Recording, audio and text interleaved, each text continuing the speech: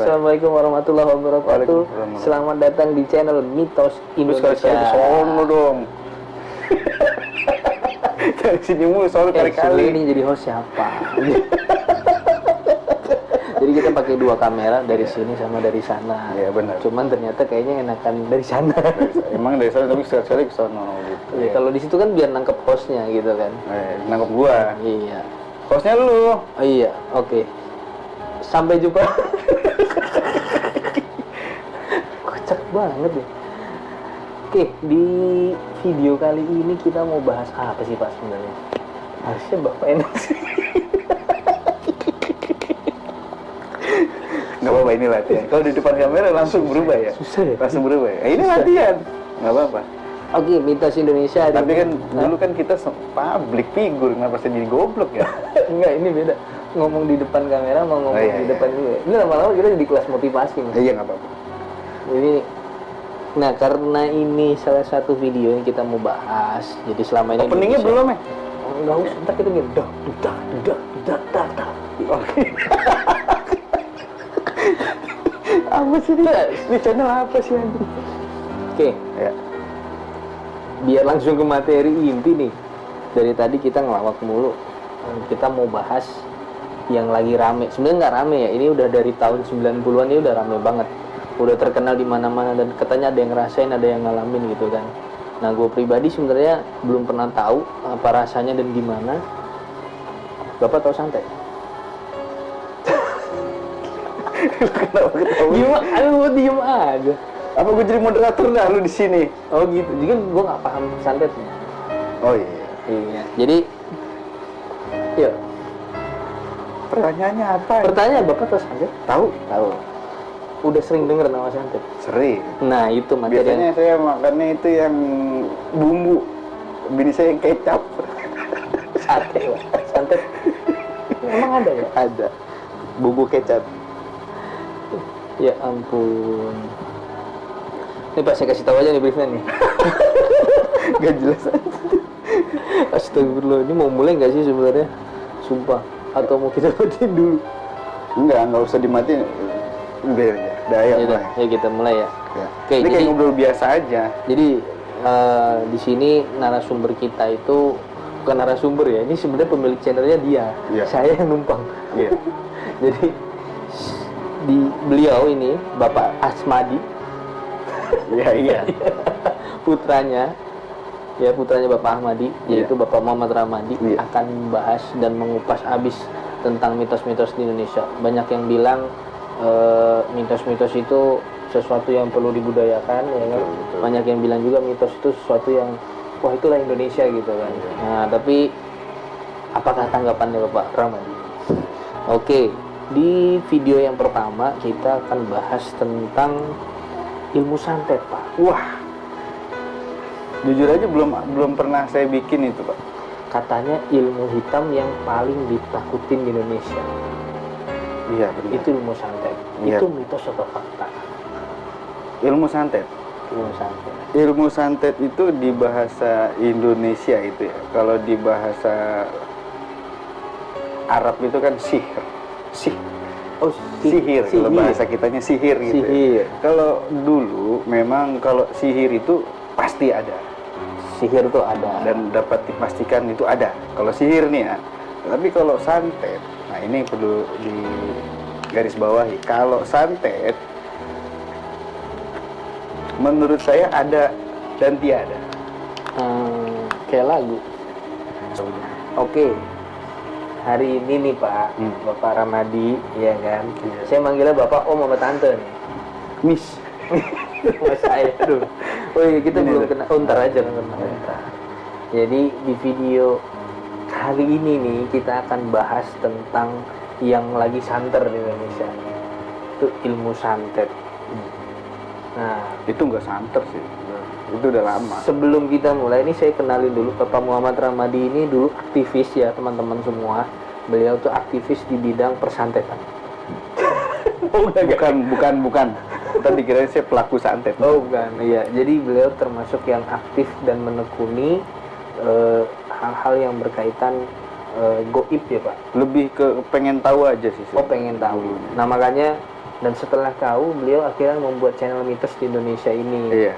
Nah, channel ini nih harapannya itu sebagai media edukasi. Betul. Buat orang-orang apa ya, tentang mitos itu bukan sesuatu yang perlu kita takutkan, bukan sesuatu yang perlu kita imani. Bukan maksud imani, maksudnya kita jadi sesuatu hambatan juga, tapi mitos itu Nggak perlu ditakuti itu. intinya sesuatu yang itu ada dan itu menjadi cerita ya sebenarnya. Betul. Nah, pertanyaannya adalah balik lagi Pak. Iya. Santet. Iya. Ilmu santet itu katanya adalah ilmu hitam yang paling ditakutin di Indonesia. Itu benar atau enggak? Itu benar. Dan itu memang santet itu memang sebenarnya ada. Cuma yang terjadi sekarang itu adanya santet itu kalau dibilang prosentasenya itu 1:99. Dari 100 itu 1. 1:99. Iya. Karena gini Pak, santet itu nggak semudah membalikan telapak tangan. Gue mau nyantet dia, jadi nggak bisa. Gue mau nyantet lu dalam waktu 1 detik, nggak bisa. Semua itu ada proses. Terus, nah tapi bisa dibilang nggak sih kalau yang namanya guna-guna itu bisa sampai yang orang akhirnya si suami atau pasangan atau selingkuhannya itu sampai tergila-gila gitu sama Itu pelet. itu pelet. Kalau guna-guna itu lebih tadi santet guna-guna telu itu lebih ke nyakitin. Lebih kenyakiti. Lebih ke bahasanya gue pengen lu tuh sakit. Lu pengen mati, gue pengen lu tuh mati. Atau gue pengen lu mati secara sakit. Tersiksa dulu gue maunya lu matinya. Oke. Tapi emang pada kenyataannya beneran nggak sih orang yang sakit itu bisa dikaitin sama ini karena kiriman? Sekarang gini deh, ada dua penyakit ya secara umum. Ada penyakit medis, ada penyakit non medis. Ya. Penyakit medis itu sudah jelas, ada alat ukurnya, bahasa tolak ukurnya. Misalnya kita sakit panas atau sakit pusing, bisa tuh dites pakai Termogan. itu apa namanya? Iya, Termogan. termogan. Kan jelas tuh, oh ternyata suhunya 39 memang demam. Kan Iya. gitu. Sekarang begini, ada penyakit yang disebut non medis. Ini aja Pak. Oh iya. Ada yang disebut non medis. Gue jadi kata-kata umik gitu. Medis. Nah, Ada ada yang disebut non medis. Kenapa gue bilang ini non medis? Karena tadi ketika dia demam, tubuhnya panas. Iya, bahasanya kan demam itu panas dingin tuh ya. Tapi secara logikanya alat pengukur medis itu nggak bisa mengukur yang orang sakit ini. Nggak keluar tuh angkanya. Ya Bu, walaupun bahasanya gini, oke lah keluar, tapi angkanya normal. Oh, angkanya 37 tapi badannya tuh dipegang panas. Nah, Atau perasaan si orang itu rasanya kayak panas, kayak kebakar. nah gitu. tapi kok dicek di alat medis itu nggak terbakar. Oh. Contoh itu kayak gitu-gitu tuh. Terus misalnya nih ada orang yang memang sakit medis dadanya panas. Ternyata pas dicek memang karena asam lambungnya udah akut gitu, penyakit lambung. Tapi ada lagi orang yang merasa dadanya panas, dicek semua ini rongga-rongga segala sudah dironsen segala macem, EKG segala macem, normal. Ini yang menarik sebenarnya kalau mau lu sebut itu nggak ada, tapi nggak bisa juga, karena ada alat medis yang ngecek tapi normal, tapi orangnya sakit, gitu. Itu ngeceknya gitu awalnya memang. Jadi kalau mau disebut penyakit entah itu medis atau non medis, pasti medis dulu. Dibiasain begitu memang. Kita nih bisa sakit nih, terus jangan langsung menyebut diri kita ini kena santet, kena telu, kena guna-guna. Ke dokter dulu, cek dulu itu badan lu normal apa enggak. Kalau ternyata badan lu normal ya berarti memang bisa lagi ada indikasi non medis. Kalau nggak normal dong, bukan kalau normal. Kalau normal, Kalau normal dicek tapi kita sakit. ngerasa sakit. Ngerasa sakit tapi pas dicek normal semua. Ternyata adalah kaitannya dengan yang mungkin, ini gue lagi ngomong mungkin ada yang Mungkin ada kayak gitu.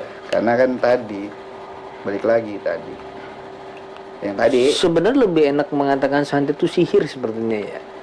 ya, kalau sihir itu udah dari zaman siapa dulu, Nabi Sulaiman Nabi Sulaiman, itu sihir. Nabi Muhammad kena sihir, Terus Nabi Muhammad kena. iya itu benar. Nabi Mau Muhammad ngomong gimana pun Nabi Muhammad itu pernah kena sihir. benar. Nggak percaya tanya Ustaz Abu Somad siapa kek, tanya. Enggak, tapi pernah memang ada itu ada ceritanya, ada kisahnya. Jadi beliau memang sakit, nah salah satu sakitnya itu karena sihir. Non medis. Dan Jibril yang ngasih tahu kalau rambutnya Nabi itu ditaruh di ini sumur. Iya. Itu. Kadang-kadang pinter. Hah? Iya kan? Iya karena Kalau sebut, makanya tadi di awal udah gue bilang kalau sihir itu pasti ada. Karena Al-Quran yang bilang, hadis juga yang ngomong. Oke. Tapi kalau santet, ini. Tapi gini, kan kalau santet itu kan asumsinya adalah itu satu praktek atau media atau cara seseorang untuk menyakiti orang lain dari jarak yang jauh. Bisa diartikan begitu nggak? Bisa. Nah, pertanyaan selanjutnya adalah apakah ada yang berhasil secara ya pengalaman lu di yang bergelut selama ini ya lu berkenal sama Abah ya, nggak tahu tuh Abah tuh siapa, tapi intinya pernah lihat contoh nyata nggak sih yang emang bener-bener prosesnya tuh oh ini orang emang mau disantet kakinya pincang gitu atau nyerinya bertahun-tahun gitu, tapi pernah nggak lu lihat pengalaman lu sendiri terkait hal yang kayak gitu? Maksudnya prosesnya atau proses sampai atau penyakitnya? Iya, proses sampai terjadi penyakit itu bener gak sih sebenarnya? Gue nggak pernah ngelihat secara real kan tadi. Karena apa? Nggak bisa. Karena kan saat itu kan jarak jauh. Gue berdiri di Jakarta nih. Gue lihat proses lu nih. Lu andai kan lu dukun, gue lihat proses lu. Tapi kan gue nggak bisa ngelihat orangnya bener apa enggak. Oh berarti memang sebenarnya walaupun lu kenal sama Abah, lu nggak pernah tahu klien-kliennya Abah itu beneran terjadi nggak sih, sakit nggak sih gitu? Iya. Kira-kira begitu, karena jujur aja memang kalau gue bilang nggak pernah lihat, gue bilang nggak pernah lihat. Tapi kalau secara tadi logika dari jauh, sekarang gini Pak, yang gue lihat nih, ciri dukun itu gampang. Lo kalau mau lihat dukun asli itu, sekarang gini, karena santet itu nggak ada yang pakai bahasanya jampe, nggak ada yang namanya pakai alat terus selesai, nggak ada yang itu namanya kertas foto dicolok langsung, nggak ada. Yang namanya dukun asli itu, ini ciri ya, ini edukasi nih. Tuh, mati lagi nih. Iya, edukasinya emang harus dipencet. Nah, ini edukasi ya. Namanya ciri dukun itu satu, ini udah pasti. Ini dukun asli nih. Ini dukun asli nih, ini udah pasti. Yang sebenarnya benar-benar di pelosok, yang Benar-benar di pelosok, nggak terkenal, nggak terkenal. Tapi sebagian orang yang niat tahu lah. Ini. Tahu. Contohnya orang yang disebut dukun itu satu. Kalau kita kan Muslim, itu Iya. nggak sholat. Oh iya, oh dukun nggak sholat. Nggak ada dukun sholat. Oh iya. Oh, kalau sholat emang apa? Ya kalaupun dia sholat itu nggak yang, nah karena ini ada alasannya. Iya. Makanya gue bilang sholat pun dia itu bukan sholat yang kayak benar-benar menghadap ke Tuhan. Oh gitu. Gitu loh bahasanya. Karena dukun, nih tadi gue bilang santet bisa terjadi, ya santet bisa terjadi karena cuma satu alasannya, satu doang alasannya, jin. Jadi orang yang bersekutu dengan jin itu bisa melakukan santet. Ini yang benar-benar bersekutu sama jin loh gue ngomongin. Ya bukan yang bohong lah ya. Bukan yang bohong loh ya. Bukan yang dukun cabul. Bukan dukun cabul, bukan dukun yang tiba-tiba pakai sulap buat jadi dukun trik. No, dukun asli itu benar-benar satu cirinya nggak sholat. Karena apa? Karena dia pasti bahasanya orang keren itu penyembah setan. Oh, satanik Satan. community. Ya, dan itu memang benar-benar itu adalah jin. Jadi kalau santet lu ngomong jarak jauh yang bener-bener santet, itu pakai jin pasti udah. Nggak mungkin, karena udah nggak mungkin pakai akal dulu lagi. Nggak mungkin. Bisa ya. Dan itu lu nggak bakal ketemu nih, ini catat ya, lu nggak bakal nemuin semua itu di platform. Di platform Di TikTok misalnya, Oh, di kutub. Oh, mereka Nggak bakalan lu temuin yang asli. enggak. Oh, mereka Catet kata-kata gue. enggak, berarti nggak main konten. Karena gue ke situ, itu anak buahnya, dia punya anak buah nih, main YouTube anak buahnya. Oh. Tahu kan lu ya? Iya, Ya, iya. gitu kan? Iya. Terus nyari-nyari setan dimasukin ke ini itu kan. Beneran itu. Walau itunya, tapi dukunnya ini gurunya itu Oh, nggak iya. mau. Gitu. Ada lagi yang perlu ditanya?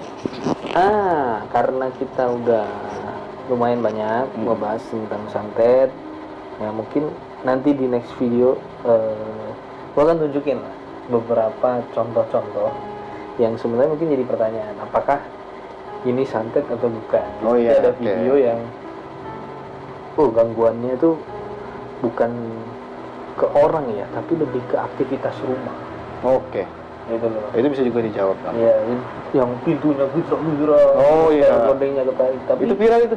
iya, itu banyak. Itu FYP di beberapa platform ya. Iya, iya. Dan kita pengen tahu secara detail apakah itu beneran atau bukan. Oke. Gitu kan, apakah emang itu sifatnya gangguan emang dari jin atau emang kiriman. Gitu. Nah, mungkin cukup sekian di video kita hari ini. Semoga apa yang kita ceritakan, obrolkan tadi Bermanfaat. Buat terutama buat diri kita sendiri dulu nih, kita yang ngomong nih berdua, Sama dan umumnya buat kalian buat yang sobat, teman-teman sobat mitos Indonesia. Iya. Jangan lupa subscribe, ya kan? Udah subscribe, nyalain loncengnya. Iya. Nanti kita ketemu di seri yang berikutnya. Assalamualaikum warahmatullahi wabarakatuh. Dadah. Udah.